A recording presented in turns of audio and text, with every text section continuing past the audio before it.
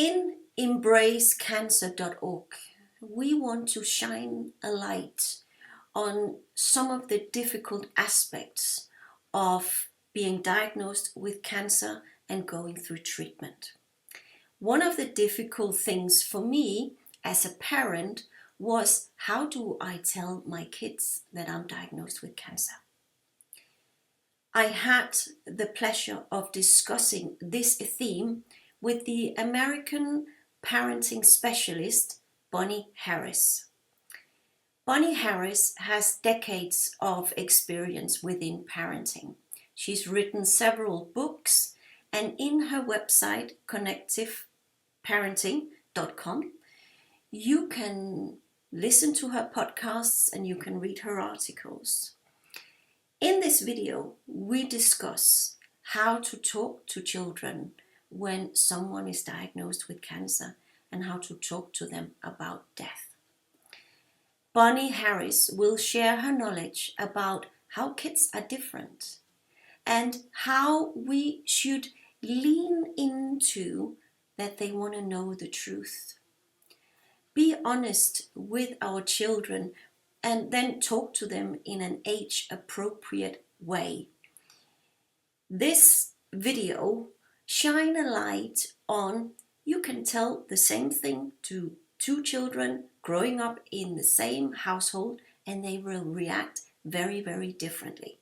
And Bonnie Harris will explain why, and she will give her view on what is important when a parent is diagnosed with cancer.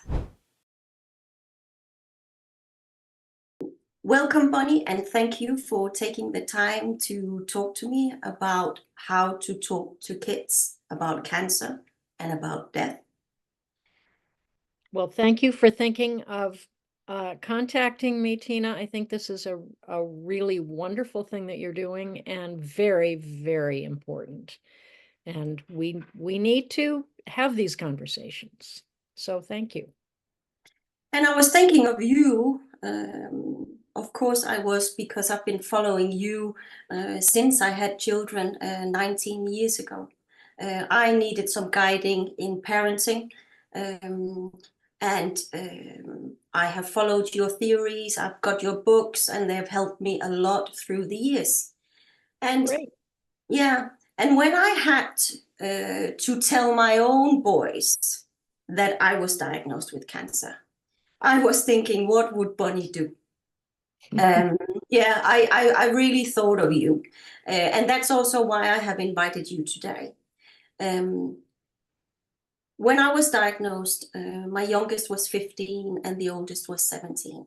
And they reacted in a very different way. So one was shutting down in a way, getting quite upset, becoming quite quiet.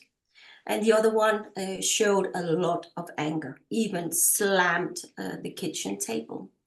Because I think I kept saying, and their father kept saying, everything is going to be okay. Everything was going to be okay, because we were afraid, I think, of upsetting them too much, scared of how they would react. Yeah, and he showed a lot of anger. I told them, you can always, yeah. What was he angry about? That I said that everything was going to be okay. And he saw right through that. Yeah. And he said to me, Mom, you know that cancer kills people. And I had to say, you are right. And we don't hope that that's going to happen to me. Yeah. Yeah. So how can it be that two boys growing up in the same family is having such a different reaction? Because their temperaments are so entirely different from one another. We know everyone listening to this, everyone we know can talk about their family upbringings, and they know that their siblings talk about their family upbringings, and it's like you're in two different families. It's because it's all about perception.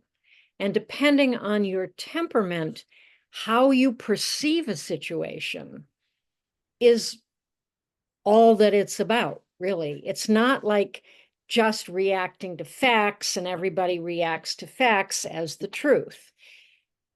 And what I'm doing right now is working on a book, and I do a lot of work with parents on understanding the difference between what I call integrity children and harmony children.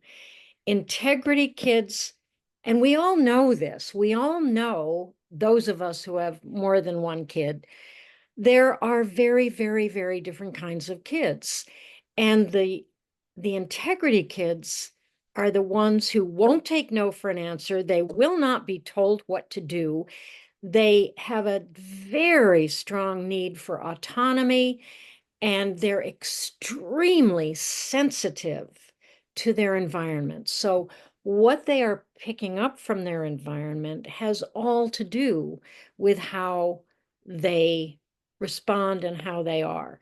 These are kids who, if nurtured and understood is very important, because what we know is that when kids fight, this is especially young kids, when they fight us, when they say, no, I'm not going to do that, and you can't make me, we get controlling and we want to change them. We want to get them to understand what they have to understand, that we are pushing these kids further and further into resistance because they cannot tolerate it. Whereas harmony children at the other end of the spectrum are the easy kids, the sort of piece of cake kids. I had one of each.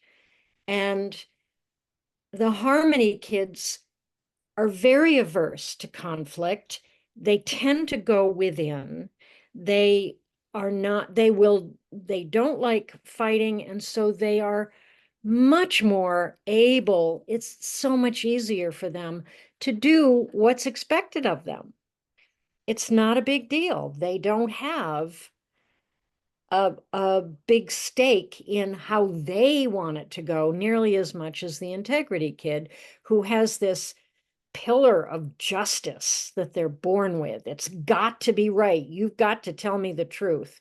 And I want to ask you, Tina, was your son, who was angry and pounded the table and said, don't you know that cancer kills people? Is he the one who you think of as having more of the integrity traits? Oh yeah, definitely. Yes, yes.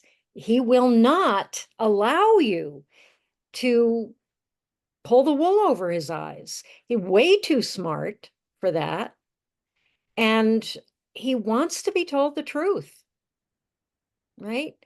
And your more harmony-like child is the one who went in, right? He kind of dealt with it himself because he didn't want to make you upset that he was upset, Mm. right? Yeah. So it's all about understanding our children and figuring out what they need to hear and what is going to help them. But when we approach a subject like serious illness or death, it's very hard to know what to do, because we have our agenda about it. As you say, you had a lot of fear about how your boys were going to respond, and you didn't want them to respond with their own fear. You wanted this to go over easily. And so you then had an agenda, which was everything's going to be okay. But that didn't suit. I always think that honesty is the best policy. Always, always, always. Now, the caveat of that is the age of your child, you know?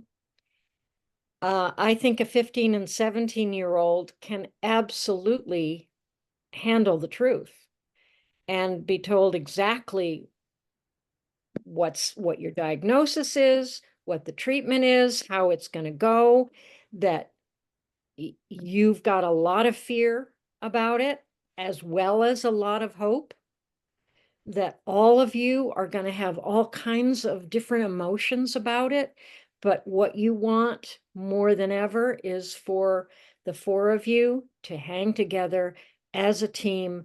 You want everyone's support in going through this, and you want to support them in all of their various feelings about how it's going to go, knowing they're going to respond very differently. With little kids, with, 2-year-olds, 4-year-olds, 6-year-olds, it's it's a different story. However, I think it's still very important to be honest. I think it's much more important to say to little children, to make, like in your case, in the having cancer, that if you've got a 3 or a 4 or 5-year-old, you might not even want to use the word cancer. You might just want to say that you are sick and that you are going to be going to the hospital and you're going to have these kinds of treatments happening so that you will get better. You just, I always have have a problem when we go to that length of saying everything's going to be okay, because you don't know that. And what you want to think about is, where could you get caught later on, right? If, especially with younger children, if you're not okay, if it doesn't turn out well, then your kids are going to feel betrayed. So it's important to stay with the truth, I think, even though the truth doesn't mean telling every single detail. With 15, 17-year-olds, I think every single detail is important, because they are, and where do you draw the line? Where does that start? I think when you've got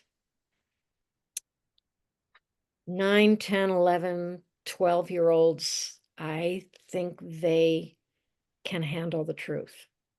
And I think they deal with it much better than if you don't tell them the truth. Children's imaginations go crazy, and they can imagine something that they're afraid to talk to you about if you're saying everything's going to be okay. They're not going to talk to you about it if they think they're going to upset you, like your other son. And I think it's important that you lay the groundwork for that kind of knowledge with your kids, that they can ask you anything they want. And so you've got to be able to kind of set the table for that. Anything goes here. Anything you want to know about is fair game. I will talk about anything. Now, you've got to be a pretty confident parent to do that, to allow that kind of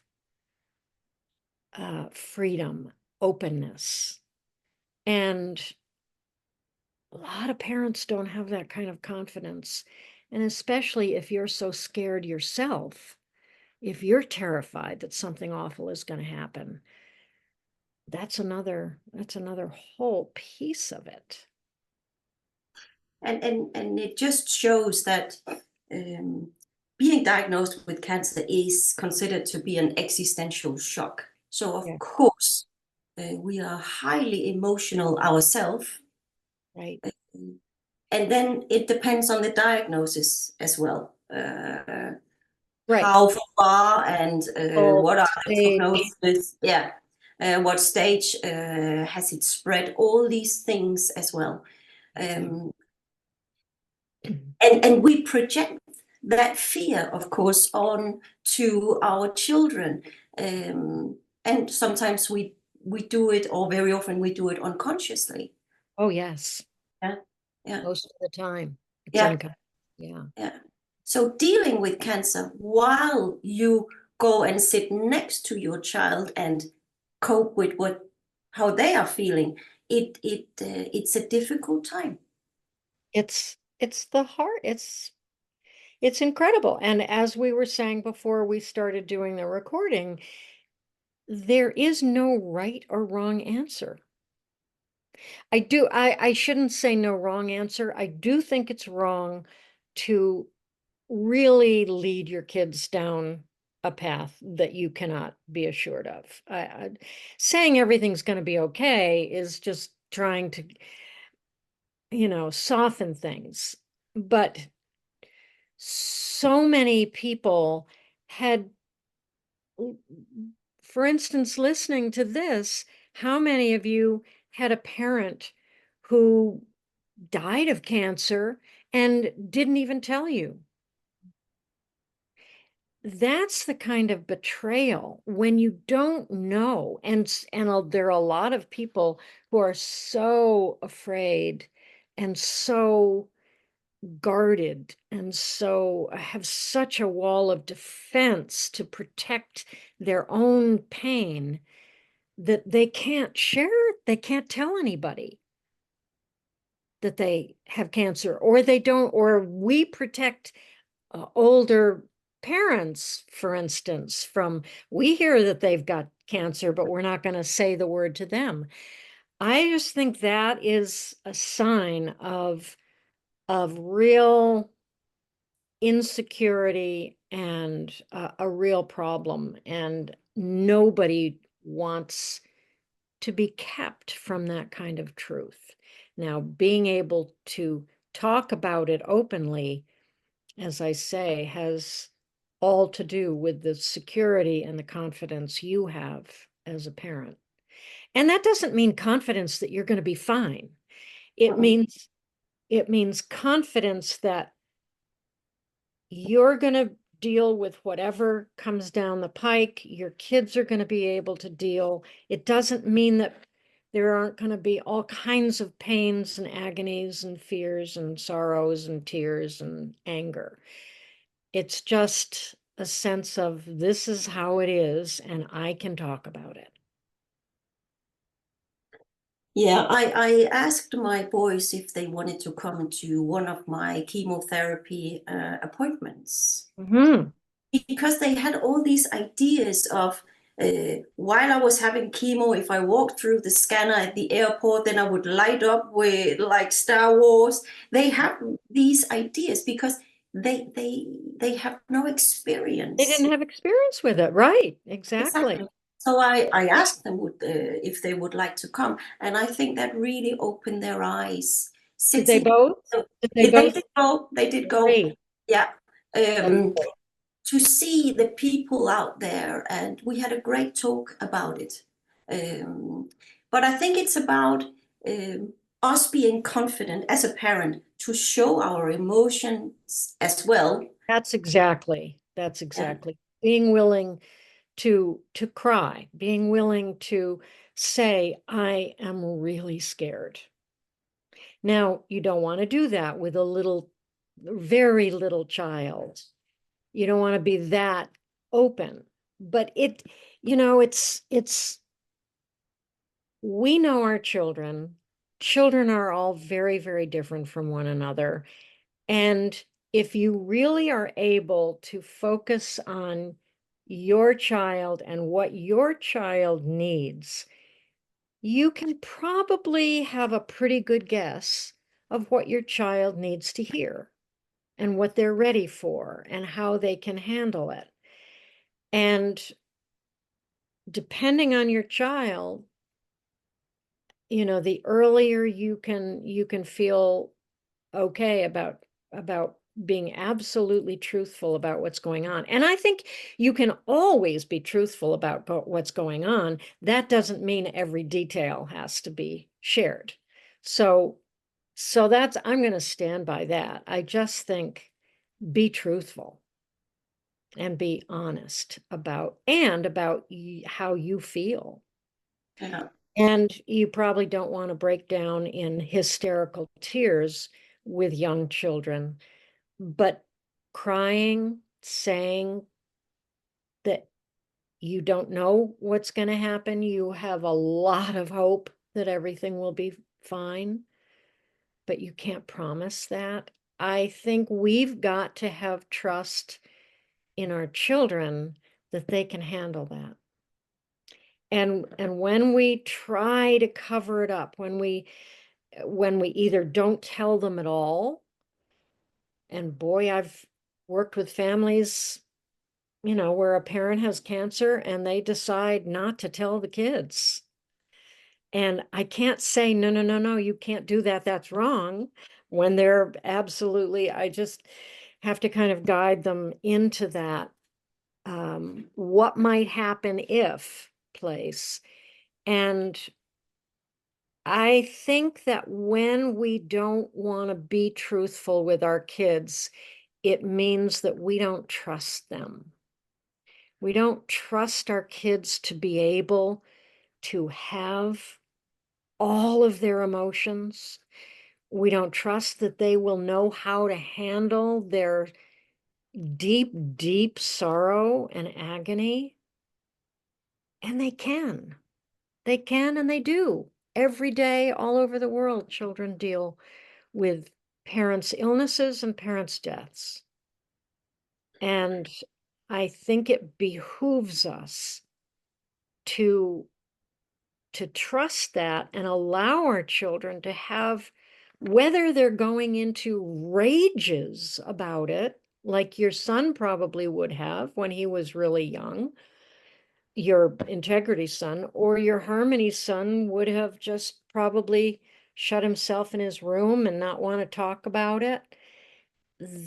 It's how do you deal with those two ways of responding and be truthful about what's going on with you? And I just think every child deserves that opportunity to hear the truth, as I say, not necessarily every aspect, and to feel free to respond the way they need to. And when they're worried about us, when they're worried about what we're going to say or do, they don't have that freedom. So we've got to make sure we bring them up with that kind of freedom. Yeah, because we are like a role model, aren't we? They've just started life, yeah. Hopefully they have many years left, and they're gonna look back on those experiences. Yeah. And I know you also work with this, be honest, and be as truthful as you can be, because it also builds resilience. Right. Absolutely. Because you're allowing your child to feel however they want to feel because you're trusting them when you tell them the truth.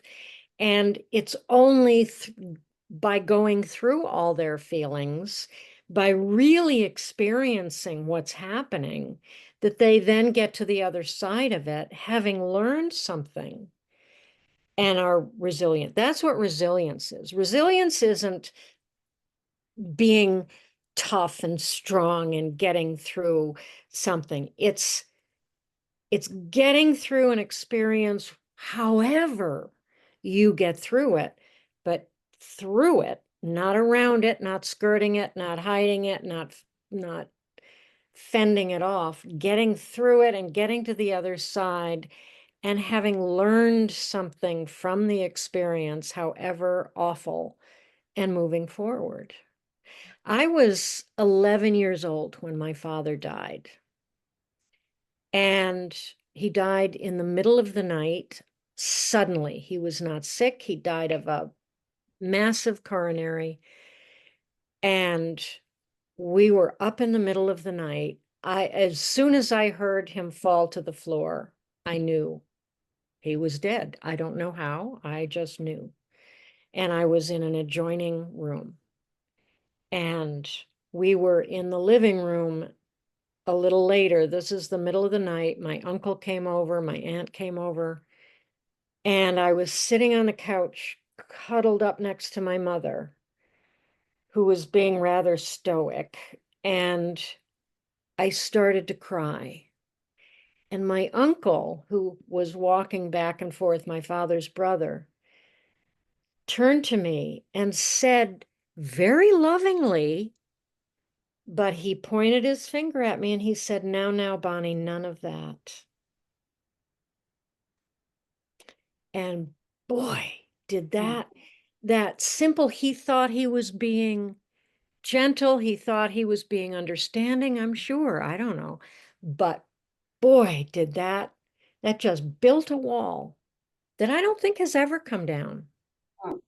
I don't think I have ever truly, and I've been through therapy on it and everything. I never really truly grieved my father.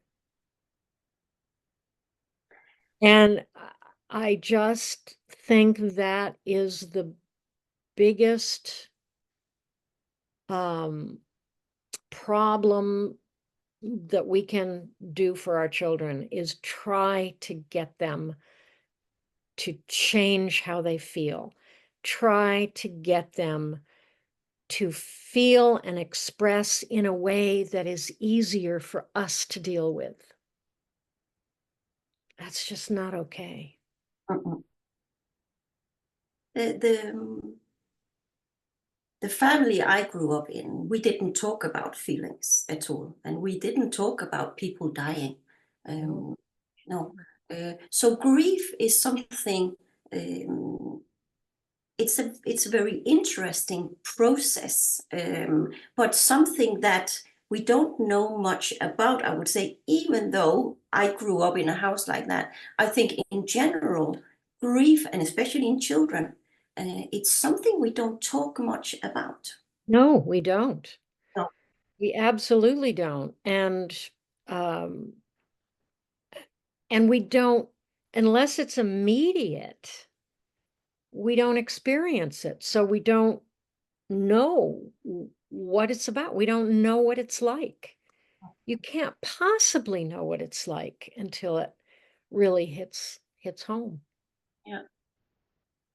And I think, for the traumas, the experience we have as a parent, uh, um, I also see that cancer is a time where we can stop passing on what we have ourselves.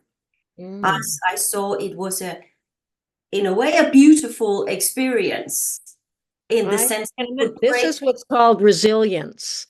This yeah, is what's called resilience. yeah, and to actually grow from the experience in building a different, closer relationship with my children, maybe. Yes, absolutely. Yeah. And if you're trying to protect them, you're building barriers. And it's not doing what you think it's doing. It's much better to come together and be honest and truthful and cry and get angry and go through all of those emotions. And for some reason, it is very difficult for a lot of people to talk about feelings and emotions. What, Yeah. yeah. Um, And when you were brought up in a family like you and I were, where feelings weren't talked about, it was just trying to be okay with everything. And when feelings did come up, you were definitely told not to have them and that was bad. Then when you are creating your own family, you've got to start from scratch. Children who are brought up in families where feelings are just, that's how life is. Everybody's got all these feelings. then they have no problem whatsoever with feelings in their own children. But when yours were squelched as a child, you've got to learn not only that they were squelched and you totally deserve to have every one of your feelings, but then you've got to trust yourself to have them. And in trusting yourself to have them, you've got to really believe that you're going to be okay if you scream and cry or yell and punch something. You've got to, and so many adults don't allow themselves to go there because the pain underneath is so fearful. They're just afraid they'll fall apart, though. They won't be able to come back to being normal and okay. So let's just keep them shut in a box. I'm doing much better. I'm just fine. I don't have to look at that. But we don't realize the serious problems that we experience by doing that, and that we certainly pass on to our children. Yeah, we don't support them in learning what we didn't learn. Yeah, but we have to start somewhere to break that cycle in a way. Yeah. And that to a lot of people feels like jumping off a cliff. And you don't know whether there's going to be a net there to catch you or not. It's how it feels. I work as a psychotherapist, and get people to sense what is happening in them is one of the biggest fear of people. Yeah. Yeah. Absolutely. One other thing that I know a lot of parents fear is to talk about death with their children. I haven't talked much about death with my children, and cancer came, and we started talking about it.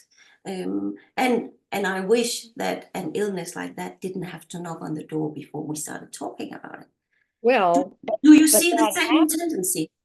many families can go all the way through without having any death to talk about for a long, long time. And in a way, that was another silver lining to your trauma, that you did all talk about death. Yeah. Do you see that many parents find it difficult to talk about death with their children? Sure, absolutely. I can't imagine it's easy for anybody. Um, my daughter was 3 years old when she got death in her way. And it happened because of friends who had very old grandparents. And I was putting her to bed one night. She was still in a crib. And I was in the rocking chair with her, and she said, "Are Dick and Nona gonna die soon?" And I said, "Well, they're pretty old, and when you get really, really old, yes, you die, so maybe they will."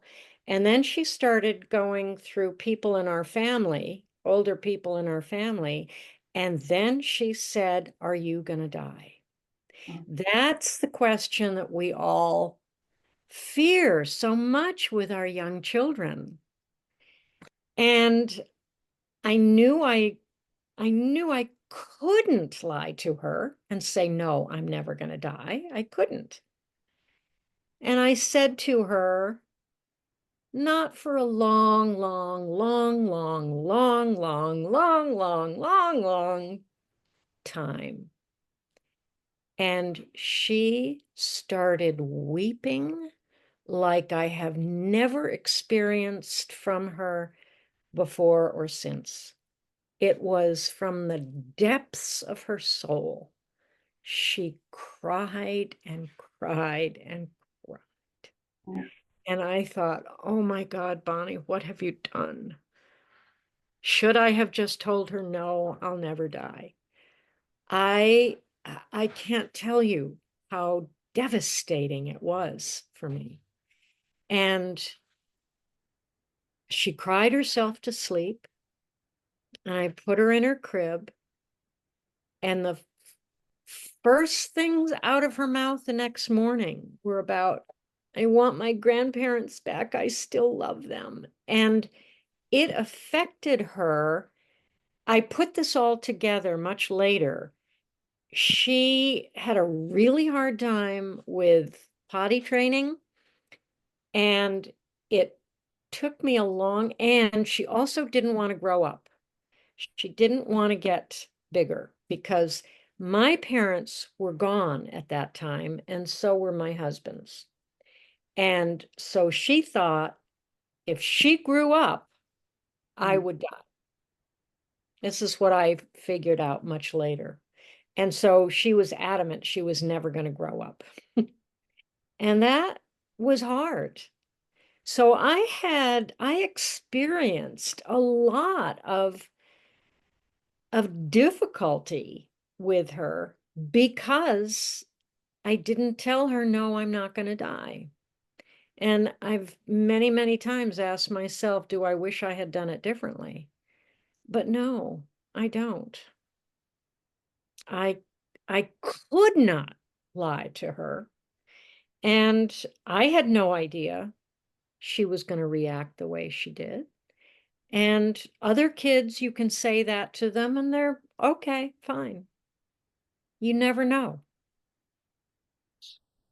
But I think her understanding, it's because she was my integrity child. And the other thing that goes along with one of the characteristics of integrity children is that they are very, very sensitive, as I have said, and because of that, they are very perceptive. They think very deeply, and they really want to know the truth of life. And she took it very, very hard, but she never got angry about it. She just had to deal with it in her little way, you know? And it's tough. It's not a, you can't put rose-colored glasses on it. It is reality, and children will react in different ways. What I really take away is being honest Yeah. and talk about reality, Yeah. because you can always come back on the truth. Yep. Yeah. Yep. And what I've done with my website, Embrace Cancer, is to try and encourage people. There are some tools in there. Try to encourage them to find the peace inside, to sit with the truth. Yes. Yeah. Um, What I life think is all about, isn't it?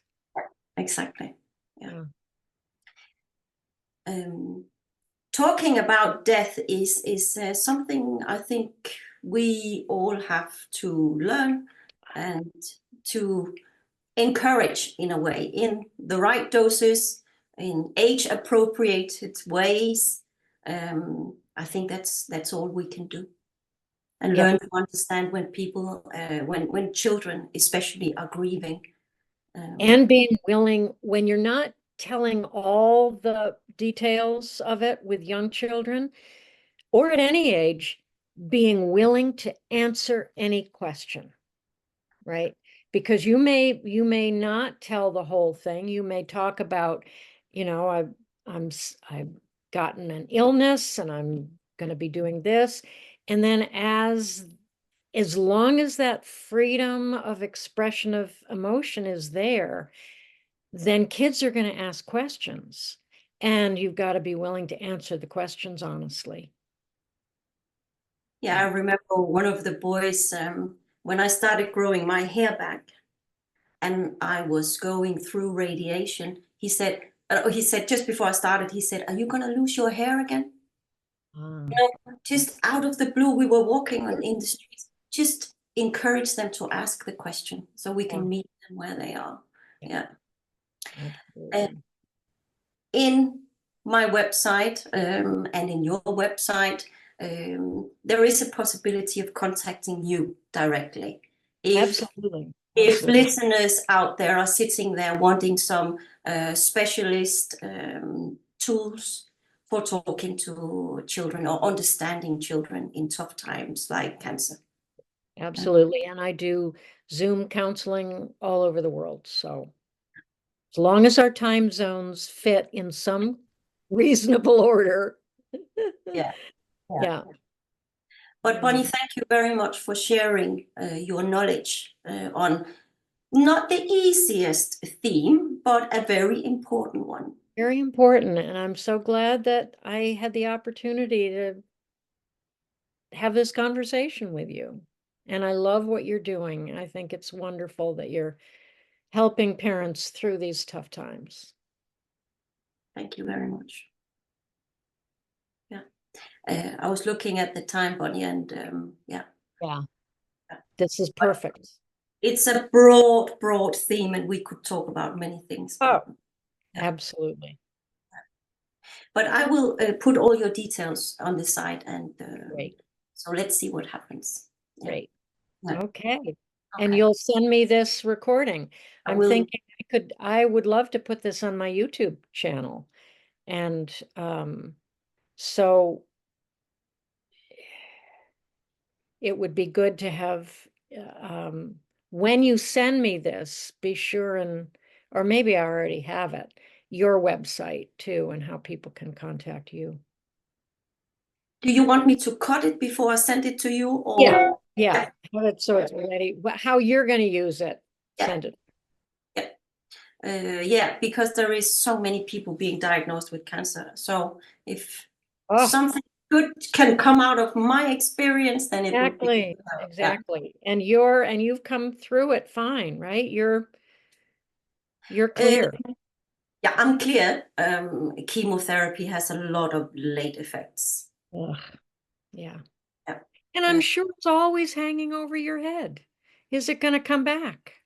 It's one of the things also in the website, the fear of recurrence. Yeah, a letter coming in your email, scan, check up. Yeah. Oh, One thing that I think is very interesting is PTSD symptoms in children after. yes.